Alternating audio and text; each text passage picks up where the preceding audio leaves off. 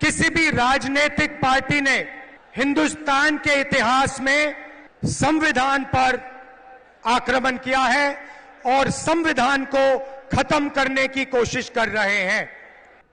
ये कॉन्स्टिट्यूशन इसलिए मिटाना चाहते हैं कि आपको अपनी सच्ची शक्ति ना समझ आ जाए, कि आपको अपनी सच्ची पावर ना समझ आ जाए।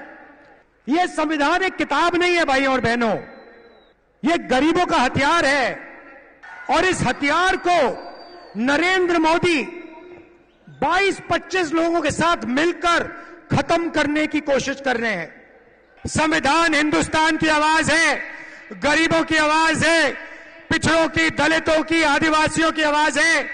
इसको कोई नहीं बदल सकता, कोई शक्ति इसको बदल नहीं सकती।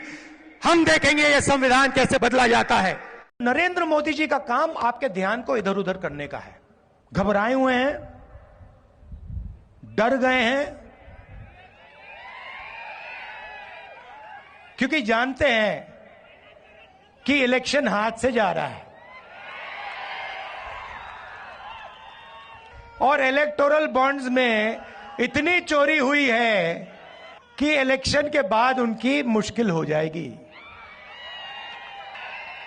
वो जानते हैं कि हिंदुस्तान की जनता बात समझ गई है। वो जानते हैं कि हिंदुस्तान की जनता इस चुनाव में संविधान की रक्षा करने के लिए खड़ी हो गई है और वो जानते हैं कि हिंदुस्तान की जनता समझ गई है कि नरेंद्र मोदी जी अरबपतियों के नेता हैं, गरीबों के नहीं।